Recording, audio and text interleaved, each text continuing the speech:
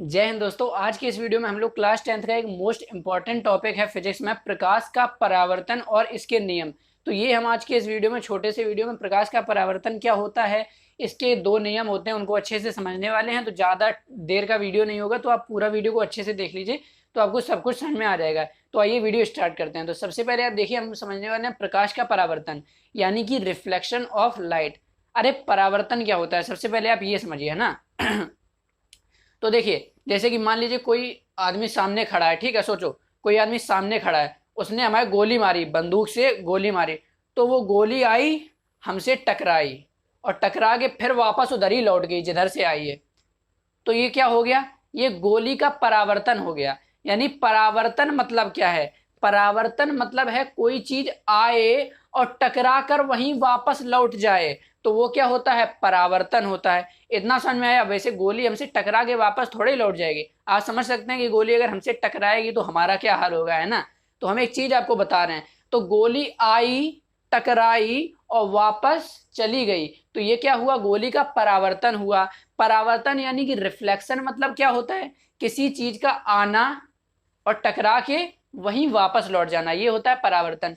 तो अब इसी तरह प्रकाश का परावर्तन क्या होता है जी, गोली की जगह प्रकाश है। हाँ बिल्कुल, प्रकाश किसी चीज पर आए और फिर वहीं वापस लौट जाए जहां से आया है ना। जिस दिशा से आया है, जिस माध्यम से आया है, उसी माध्यम में वापस लौट जाए। मोटा मोटा आपको इतना समझ में आ गया। तो ये क्या होता है, प्रकाश का परावर्तन। इसकी अच्छे से डेफिनेशन देखते हैं जो आपको एग्जाम में लिखनी भी है, ठीक है, और अच्छे से इसको समझते हैं। तो लिखा है कि भैया, जब प्रकाश की किरणें किसी चिकने व पॉलिशदार तल की सतह से टकराती हैं तो उसी माध्यम में वापस लौट जाते हैं। क्या भैया, जब प्रकाश की किरणें यानी कि प्रकाश की किरणें किसी चिकने व पॉलिशदार तल की सतह से टकराती हैं। अब पॉलिशदार तल, चिकना और पॉलिशदार तल कहने का क्या मतलब है, जैसे कि जो आपका दर्पण होता है घर में, जिसमें आप अपना मुखड़ा निहारते हैं ऐसे खड़े होके 10-10 घंटा, जिसमें मांग काटते रहते हैं, वो क्या होता है भैया, दर्पण है, शीशा है।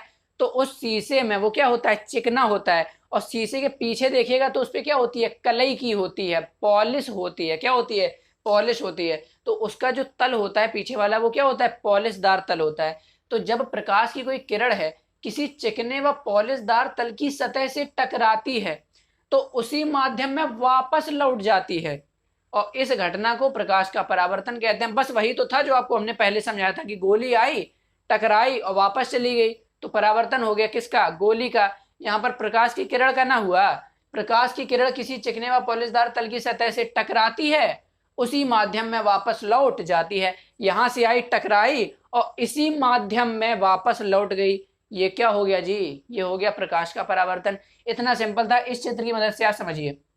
जैसे कि यहाँ पर ये क्या है, यहाँ पर ये एक दर्पण है, ठीक है, और इसके जो एक साइड है उस पर क्या है, पॉलिशदार है, पॉलिशदार तल है। अच्छा, पॉलिश क्यों की गई यहाँ पर, अभी हमने आपको परावर्तन मतलब क्या बताया, कि आके टकरा के वापस लौट जाना। तो अब एक बात बताइए, ये कांच का होता है, ठीक है। अब ये अगर कांच है तो कांच आप वैसे देखे होंगे तो कांच में क्या है, आर पार दिख जाता है। आर पार दिख जाता है, इसका मतलब क्या हुआ कि उसमें से प्रकाश आर पार चला जाता है। अब ये कांच है, अगर यहाँ पॉलिश नहीं होगी तो प्रकाश की ये जो किरण है ये आएगी और इधरे में चली जाएगी, तो वो अपवर्तन हो जाएगा। उसके बारे में बाद में समझेंगे। यहाँ क्या पढ़ना है, परावर्तन। तो भैया परावर्तन कब होगा, परावर्तन तो तब होगा ना जब प्रकाश की किरण इसी माध्यम में जो यहां से आई है और इधर ही वापस लौट गई, तब ना परावर्तन होगा। तो इसके लिए क्या करना पड़ेगा, हमें यहाँ पर पॉलिश करनी पड़ेगी। पॉलिश कर दिया, पॉलिश मतलब कि अब ये अपारदर्शी बन गया है, पॉलिश है। अब वैसे यहां से ये आती, अगर पॉलिश ना होती तो ये किरण आके इस माध्यम में चली जाती, यानी कि यहाँ नीचे चली जाती। लेकिन यहाँ पॉलिश हो गई है, तो क्या होगा, पॉलिश हो गई यानी कि अब ये इस किरण को आने नहीं देगी, रोक देगी। जैसे ही आएगी तो ये पॉलिश होगा, क्या कहेगा, अरे ना ना ना, ऊपर रहा ऊपर रहा। तो ये क्या होगा, ये जो पॉलिश है ये किरण को इधर नहीं आने देगी, ये किरण को इधर उसी माध्यम में वापस लौटा देगी। अब जैसे कि ये मान लीजिए ऊपर वायु है, यहाँ क्या है, वायु, ये ऊपर वाला वायु है, नीचे वाला कांच है। तो ये यहाँ से प्रकाश की किरण आई और ये वायु है, और इसके बाद इसी में यानी एयर, हवा, तो वायु से आई और वायु में चली गई। तो यहाँ क्या हो गया, जिस माध्यम से आई, माध्यम तो एक ही रहा ना, वायु, तो यह वायु से आई और वायु में ही चली गई, तो क्या हो गया, इसका परावर्तन हो गया। इतना समझ में आ गया। अब इसके बाद भैया एक चीज और देख लीजिए, अब जो किरण गिर रही है इस पे, दर्पण पे, तो भैया गिरना मतलब क्या होता है, आपतित होना। हिंदी जब शुद्ध हिंदी में जाएंगे तो क्या होगा, गिरना, यानी कि आपतित होना, यानी कि ये गिरने वाली किरण क्या होगी, आपतित किरण। ये देखो ना यहाँ इस पे गिर रही है तो ये आपतित किरण। और भैया जब ये आपतित किरण यानी कि जब ये किरण गिरती है तो यहाँ पर एक अभिलंब जनरेट हो जाता है। क्या होता है, अभिलंब। अभिलंब आपको पता है, मैथ में आप पढ़े होंगे ना, लंब यानी कि अभिलंब एक ही बात है जो 90 डिग्री का होता है। अब यहाँ पर ये अभिलंब गिरा है यानी कि यहाँ क्या बनाएगा, ये इधर 90 और इधर 90, ये 90 डिग्री का एंगल बनाएगा। इतना समझ में आ गया। तो जहां जिस बिंदु पे, ये देखो बिंदु कौन सा है, ध्यान से देखो, ये वाला बिंदु है ना, ये वाला, इस बिंदु पे आपतित किरण गिरी है तो इसी बिंदु पे तुरंत अभिलंब जनरेट होगा। अभिलंब क्या होता है भैया, खड़ी खड़ी लाइन। क्या, खड़ी खड़ी लाइन। तो ये बिंदु है, इसी पे क्या हो गया, ये खड़ी खड़ी लाइन जनरेट हो गई। तो ये जैसे ही आपतित किरण गिरेगी अभिलंब जनरेट हो गया। उसके बाद अब ये किरण क्या है, परावर्तन हो गया, यानी कि लौट गई। इधर से ये आई और इधर से लौट गई, तो लौट गई तो ये क्या हो गया, इसका परावर्तन हो गया। तो जब परावर्तन हो गया तो ये वाली किरण कौन सी हुई, परावर्तित किरण। और जहां पर ये पूरी प्रक्रिया हो रही है, ये वाला ये बिंदु, ये क्या हो जाएगा जी, आपतन बिंदु। यानी कि जिसपे ये आपतित किरण आके गिरी, कहाँ, इस बिंदु पे गिरी। इस बिंदु पे गिरी तो अभिलंब भी इस बिंदु पे बना, इस वाले बिंदु पे, और परावर्तन भी इसी बिंदु से हुआ। तो जहां पूरा ये क्रियाक्रम हो रहा है, इस बिंदु को क्या कहेंगे जी, आपतन बिंदु कह देंगे। क्या कहेंगे, आपतन बिंदु, पॉइंट ऑफ इंसिडेंस। क्या कहेंगे, पॉइंट ऑफ इंसिडेंस। ठीक है, आपतित किरण यानी कि इंसिडेंट रे, परावर्तित किरण यानी कि रिफ्लेक्टेड रे। ठीक है, इसके बाद एक और चीज देख लीजिए, यहाँ पर आपसे एक आध नंबर में ये सब परिभाषा पूछी जा सकती है। परावर्तित किरण क्या होती है, तो आप बता देंगे भैया परावर्तन के बाद, परावर्तन के पश्चात जो किरण हमें प्राप्त होती है वो परावर्तित किरण होती है। सब आपको इसमें कंप्लीट हम आपको समझा देंगे। देखिए इसकी मैंने आपको परिभाषा बता दी। मेन क्या होता है, मेन होता है समझना। अब रट के तो कोई भी लिख लेगा, अब आपने अगर समझ लिया है ना तो भैया आपके जो बस नोट्स बनवाए गए होंगे स्कूल में, कोचिंग में नोट्स बनवाए गए होंगे ना, तो बस आपको नोट्स को एक बार पढ़ना है कि हाँ किस भाषा में एग्जाम में लिखा जाता है, और आपने समझ लिया है तो जो यहाँ पर आपने सुना है, जो समझा है, वही आप एग्जाम में जाके लिखेंगे। रटने से कुछ नहीं होगा।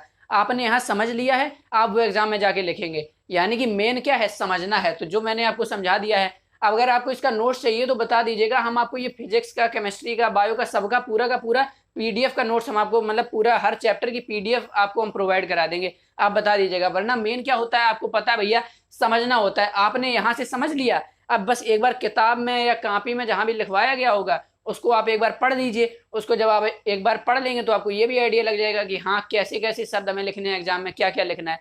मेन आपको क्या होता है समझ में आ गया। चलिए अब देखते हैं कि ये परावर्तन के नियम क्या होते हैं।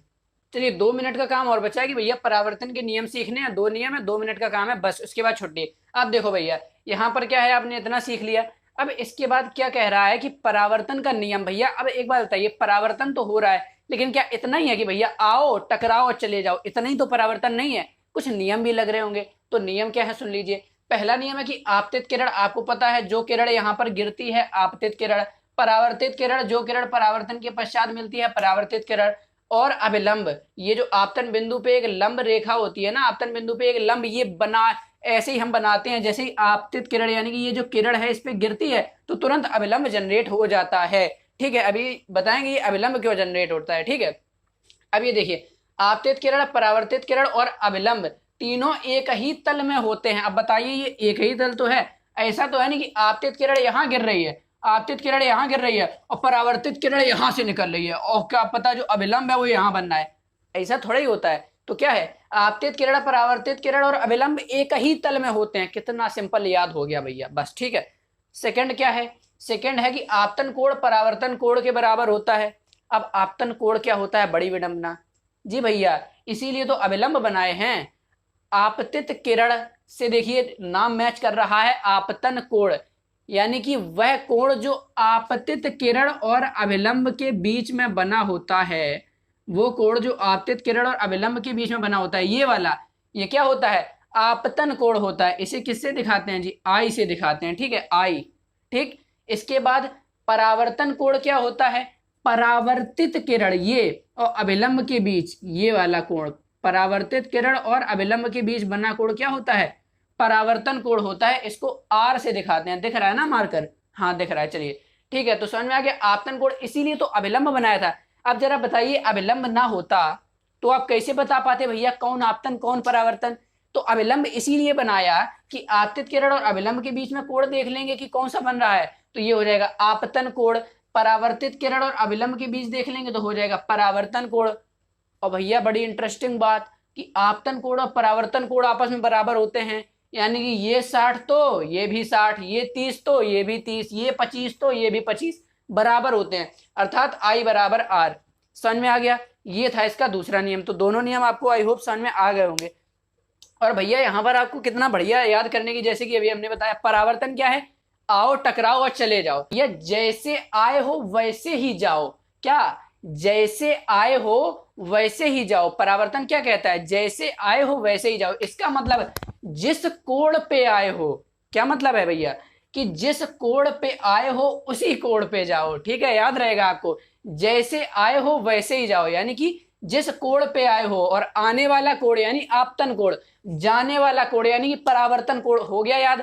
जिस कोण पे आए हो उसी कोण पे जाओ, यानी कि आपतन कोण और परावर्तन कोण बराबर हो गया। जैसे आए वैसे जाओ, यानी कि आपतन कोण जो होगा वही परावर्तन कोण होगा। जिस कोण पर आए हो उसी कोण पर जाओ, यानी कि आपतन कोण बराबर परावर्तन कोण। याद हो गया आपको परावर्तन क्या होता है, परावर्तन का नियम क्या होता है, सब कुछ याद हो गया। अगला वीडियो किस टॉपिक पर चाहिए कमेंट करके बता दीजिएगा। और समझ में आ गया है ना, तो लाइक कीजिए ना कीजिए, सब्सक्राइब कीजिए ना कीजिए, इस वीडियो को अपने एक मित्र के साथ जरूर शेयर कीजिएगा ताकि उसको भी ये समझ में आए। आपको वीडियो कैसा लगा कमेंट करके जरूर बता दीजिएगा। बस मिलते हैं आपसे अगले वीडियो में।